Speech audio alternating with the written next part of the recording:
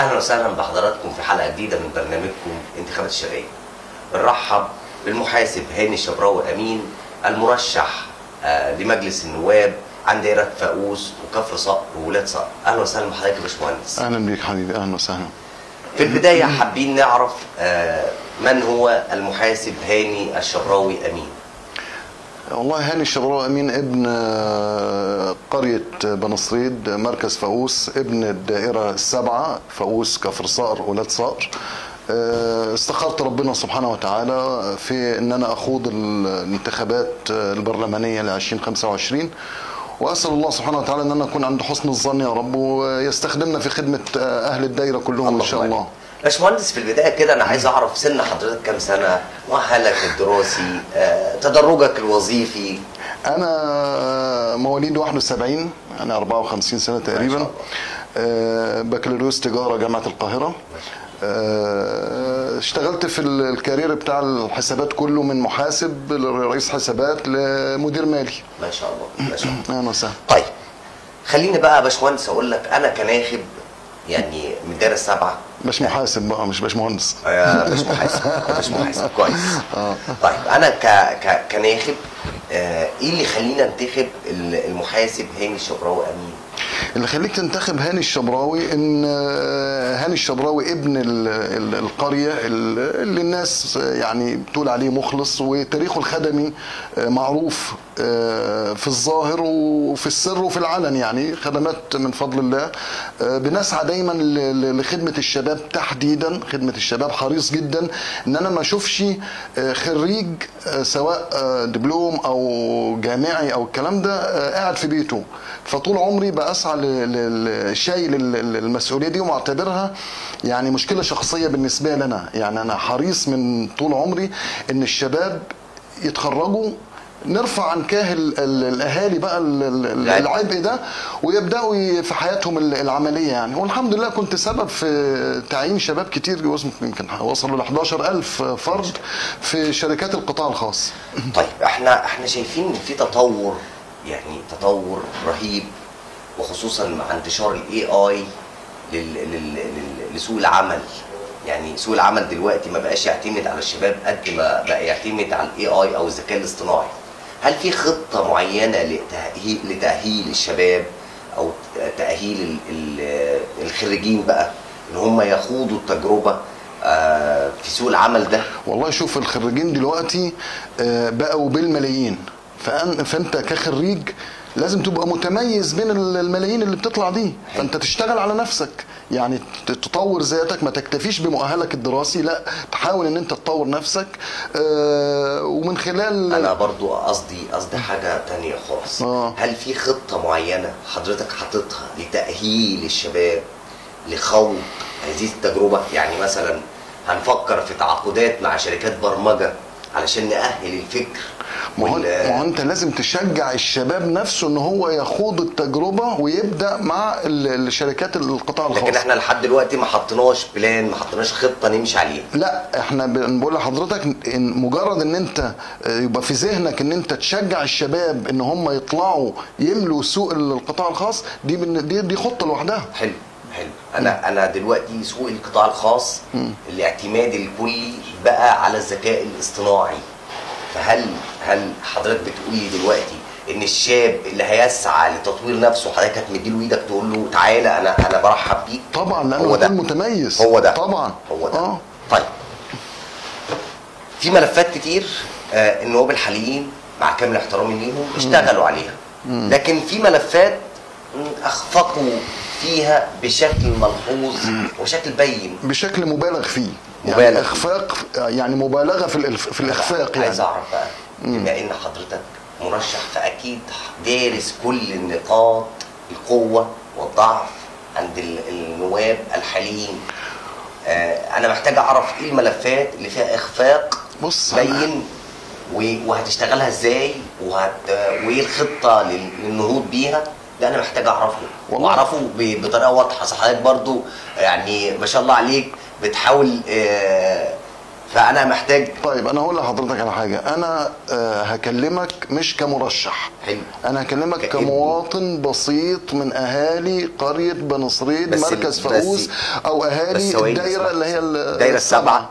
فاقوس كفر صقر الدايره السبعه لا تمثل فاقوس فقط، بل تمثل كفر صقر واولاد صقر وفاقوس. اهلي كلهم اهلك دول ليهم امتيازات، لكن في مراكز تانية حرفيا الاخفاقات فيها وصلت منحدر. ما انا بقول لحضرتك يعني كفر صقر واولاد صقر مفيش خدمات خالص فيها.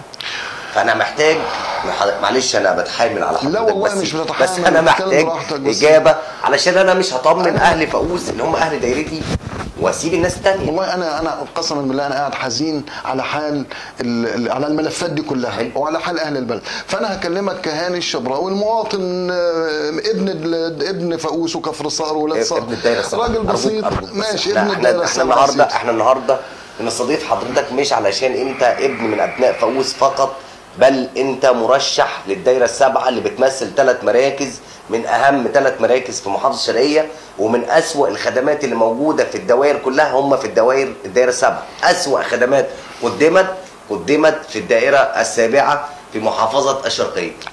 حضرتك معايا في اللي انا بقوله ولا لا؟ قلبا وقالبا. طيب انا محتاج ان حضرتك تقول لي ايه اللي حضرتك حاطه للنهوض بال3 مراكز علشان على الاقل يعني هو اصلا انا هتكلم في ايه ولا في ايه ولا في ايه؟ ما هو ما فيش ملف قدامي يرضي الله. يعني هتتكلم في الملف الصحي، الناس مش عارفه تتعالج. اذا يعني حضرتك بتقول ان انا قد المسؤوليه لتحمل كل الاخفاقات اللي تمت في من النواب السابقين. ان شاء الله بامر الله اكون عند حسن الظن، لان انا عايش في وسط الناس وشايل الهم، الوضع ما يرضيش ربنا، في كل حاجه. مفيش ملف صح ولا طرق ولا صرف صحي ولا صحه ولا تعليم. احنا بنتكاتف كنواب ان انت تديني صوتك واديك صوتي. طب ما تيجي نتكاتف يا اخي على مصلحه البلد، ما تيجي نتكاتف على مصلحه الدايره، ما تيجي نتكاتف على النهوض بالاهل الدايره. لما كلنا نتفق على شيء واحد هنوصل. ما هو بص هقول لك على حاجه، معيار النجاح، اكمل من فضلك، معيار النجاح والوصول في اي شيء في الدنيا بين قوسين كده الاخلاص. الاخلاص مين؟ لنفسي ولا للناس؟ الاخلاص للناس. لو المبدأ ده متوفر والله العظيم هتلاقي مصر دي في حته تانية خالص.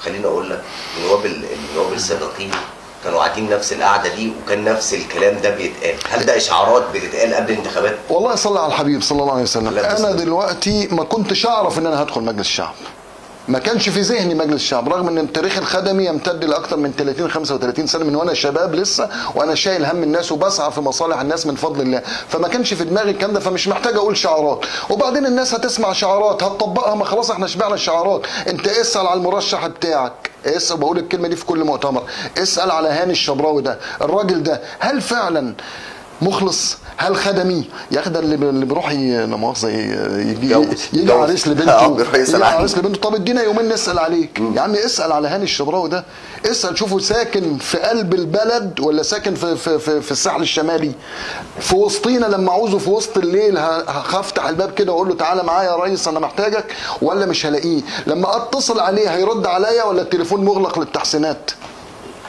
فاهمني؟ انت شيل الهم واشتغل باخلاص، واوصي اهل الدايره فاقوس كفر صقر ولاد صقر، لو اديتني صوتك وانت مش مقتنع بيا والله ربنا هيحاسبك، لان هي امانه، هي امانه. اسال على هاني الشبراوي، الشاب المرشح اللي قضى حياته كلها يسافر مع الناس ويروح مع ده ويروح مع ده عشان اللي يشتغل واللي يقضي مصلحته والكلام ده لوجه الله، لا نريد منكم جزاء ولا شكورا. اذا كان فعلا هذا الشخص جدير بهذه الثقه اديني صوتك، مش جدير شوف الاولى، شوف الاحسن، شوف الاصلح. انا عايز اجابه بقى في السؤال اللي هطرحه على حضرتك. اتفضل. اجابه مباشره. ايه اول ملف هتبدا تشتغل فيه في الدائره السابعه؟ القوى العامله. القوى العامله. الشباب. مركز انت على تعيين الشباب. الشباب، لان الشباب دول هم الوقود. طب خلينا نطرح السؤال بشكل اخر. اتفضل. ادينا 3 ملفات هتشتغل عليهم باستثناء بقى ملف القوى العامله. يا باشا اديك 3 ملفات بس، انا اديك 30 ملف. لا انا عايز ملفات تشتغل عليه، عايزين تشتغل على الاولويات. بأمر الله، بأمر الله تعالى. أنا اللي في دماغي دلوقتي ال ال ال ال الشباب وتعيين الشباب وتحفيز الشباب، لأن دي قضيتي اللي من فضل الله بقول لك 11,000 واحد من فضل الله، يعني مش عايز أتكلم في النقطة دي. تعيين الشباب ده رقم واحد. تمام. الشباب دول بيروحوا مننا، بيضيعوا مننا بسبب الطرق والحوادث والكباري. الطرق عندنا ولا أدغال، الطرق عندنا أدغال. القيادة السياسية عملت طرق بصراحة الواحد فخور بيها، بس بره. انما هنا في الداخل انما في الداخل مفيش. في الدائرة السبعة ضايعة. في الدائرة السبعة ضايعة، خصوصا ولاد صقر وكفر صقر. اهالينا في كفر صقر بيعانوا والله بيعانوا. الملف الصحي احنا ليه ما يعني انا قابلت واحد يا جماعه عنده شلل رعاش وواصل لدرجه متدنيه خلاص، فبساله بقول له الدكتور قال لك ايه؟ قال لي الدكتور هو الدكتور مش بده فلوس؟ قلت له انا ما اروحش للدكتور. وصلت لحد قال لي والله ولا عمري رحت للدكتور. طب ليه ما نعمل يبقى في قوافل طبيه تنزل القرى وتنزل العزب للناس اللي مش لاقيه ثمن العلاج دي؟ قبل الفاصل كنا بنقول لحضرتك احنا يعني محتاجين 3 ملفات هنشتغل عليهم ان ربنا اكرمنا ويحملنا المسؤوليه ان احنا نبقى داخل مجلس والله انا اعتقد ان مفيش اهم من الصحه. ملف الصحه ده ملف شائك وخطير جدا. الصرف الصحي اللي الناس كتير بتعاني منه. الطرق دي هي برضه الطرق الداخليه. الطرق الداخليه الخارجيه الله ينور. بصراحه احنا دلوقتي حاجه عالميه في الطرق الخارجيه، لكن الطرق الداخليه والحوادث اللي بتحصل والكلام ده عايزين نسلط الضوء عليها. كويس. عايز اطرح بقى سؤال. اسال. يعني السؤال ده مهم جدا ولاهالي فاقوس، مشكله التكاتك. احنا الجزائر بنقول عليها بلد المليون شهيد، احنا في فاقوس بنقول بلد المليون توك توك. طيب الموضوع ده لازم يتقنن ولازم يبقى له خطه تطبق بشكل عملي من خلاله نقضي على التكدس الزحامي، وفي نفس الوقت لما بنتي او بنتك او زوجتي او زوجتك او اختي او اختك تركب التوك توك ابقى انا مطمن عليها في التوك توك ده. اذا عدم وجود ترخيص مفيش. لا ما هو عدم وجود ترخيص يعني انت بقى مباح بقى كل شيء، هتجيبه منين؟ كويس. انا عايز رساله بقى لسماسرة الانتخابات. مش الرساله دي تبقى رساله خير الكلام. لا انا قاطع الطريق بيني وبينهم خالص تماما، ومفيش مجال لان احنا ظهروا سماسرة الانتخابات سوري في التعبير زي الدود اللي بيطلع من تحت الارض. الموسم بتاعهم. لا يا جماعه، لا انا منكم ولا انتم مني، لا انا طريقي طريقكم ولا طريقكم طريقي. انا مش هشتري اصوات، انا داخل بفضل الله بعد استخارة ربنا سبحانه وتعالى معتمد على توفيق ربنا ثم فزعة الناس المحبين المخلصين اللي عارفين تاريخ هاني الشبراوي في الدايرة كلها. بس كم مرشح في دايرة فاقوس بقى لحد وصلنا كام؟ والله دايرة 7. انا بستغرب يا اخي ما حصلتش في تاريخ البشريه. كام يعني وصلنا كام؟ انا يعني دخلنا على حاجه و70 دلوقتي. 77. دخلنا على 70. اكيد في لغز يعني ان العدد ده كله يترشح. طيب قول انت بقى. لا اكيد في لغز. لا اكيد في لغز. قول انت بقى ايه سبب اللغز؟ اللغز ان اكيد كل واحد شاف فيه تقصير معين وعايز يا باشا في قصور وليس تقصير، في قصور شديد جدا جدا جدا في اداء الساده النواب. ده اللي خلى الناس ان هي لا كله بقى يا جماعه يدخل نجرب بقى حاجه افضل، ونجرب دماء الشباب الجديده دي، يعني جرب الشباب الجداد دول. كلام خدنا ونسينا نتكلم في نقطه حضرتك قلت لي عليها اللي هو اتحاد يعني المرشحين، بلاش المرشحين بقى، يعني اتحاد النواب فيما بعد. ليه؟ قصه ان كل نائب يبقى في كل مقر يبقى في كل النواب. يا باشا ايه اللي يمنع ان احنا يبقى في مقر ثابت لنواب الدائره كفر صقر فاقوس ولاد صقر. المقر ده ثابت ويتواجد فيه النواب بشكل شبه اسبوعي مثلا تحت رقابه إدارة أعلى، إن يتأكدوا إن فعلا النواب بيقوموا بدورهم، بدل ما شحطط الناس ورا النواب ده في بلد وده في بلد وده في بلد. لا يجوا للنواب بتوعهم. يوم حضرتك تقصد إن يوم معين كل النواب كلها متواجدة فيه، مقر لل3 نواب اللي هيستقروا عليهم. تمام. المقر ده يبقى موجود، الساده النواب متواجدين، الناس يجوا يستريحوا يقدموا طلباتهم ويتابعوا تنفيذ الطلبات من خلال هذا المقر، ومن خلال وجود النائب شخصيا وليس سكرتير للنائب. تعمل لي السكرتير سلم ورقك، لا انت يا باشا انا عملت لك توكيل. النائب ده يعني ايه نائب؟ يعني انا لما حضرتك محامي صح؟ بتعمل لك توكيل، وانت ما شاء الله محامي مشهور يعني، بتعمل لك توكيل فانت خلاص النائب ده عمل لك توكيل، انت خلاص بقيت النائب بتاعي. يبقى اجي الاقيك انت موجود وانت في خدمتي، مش هسعى مش هجري وراك وتقول لي خش على السكرتير والسكرتير ياخد الورق وخد رقم. لا، انا عايزك تبقى انت اللي متابع مع النائب شخصيا من خلال وجود مقر ثابت يجمع الثلاث نواب في مكان واحد، ومن خلاله تتنفذ الطلبات بتاعت الناس. المحاسب هاني الشبراوي، صدقني انت الكلام مع سعادتك محتاج حلقات وحلقات وحلقات، وانا سعيد النهارده بجد ان يعني في فكر جديد وفكر متطور موجود داخل مدينه فاقوس. في النهايه بقى انا حابب حضرتك تختم الحلقه دي برساله للشباب. ابعدوا تماما عن سماسرة الانتخابات. خليك يا حبيبي صوتك طالع من جواك، ما يملي عليك ضميرك هو اللي من خلاله تدي صوتك. ابعد عن سماسرة الانتخابات. انتوا مش شويه شباب الدايره، مش شويه واحسن شباب في الدنيا، شباب مثقف، شباب واعي، شباب ناضج، شباب مخلص، شباب حريص على مصلحه بلده.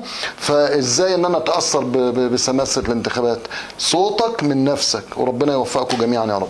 في النهايه حابب اشكر حضراتكم، ولو تسمح لي بس بعد اذنك يعني اتفضل. ربنا يبارك فيك. الشباب ان شاء الله يعني هم يعني مشكلتهم والله مشكله شخصيه بالنسبه لي، والله مشاكل الشباب انا حاسسها والله العظيم. مركز على ملف الشباب ده حاجه تفرحني، يعني حاجه بسطاني انا وفرحاني كده. والله سبحانه وتعالى مشكله الشباب ومن قلبي مشكله يعني خاصه بيا. فانا بوعدكم ان شاء الرحمن بامر الله سبحانه وتعالى يعني، وما توفيقي الا بالله، ربنا يجعلني سبب في خدمتكم ويجعلني عند حسن ظنكم ويجعلني خيرا مما تظنون ان شاء الله. وفي على فكره يعني برضو من عشان انا شايل الهم بس زياده عن اللزوم شويه، انا مجهز ان شاء الله مفاجآت جميله جدا للشباب، الشباب والفتيات ان شاء الله، قد تكون سبب في تغيير مسارات حياتهم ان شاء الله. يعني ربنا يوفقكم، ودعواتكم برضو لينا بالتوفيق، وربنا يا رب يولي من يصلح. اللهم. في النهايه بشكر حضراتكم اعزائي المشاهدين، دمتم في رعايه الله وامن.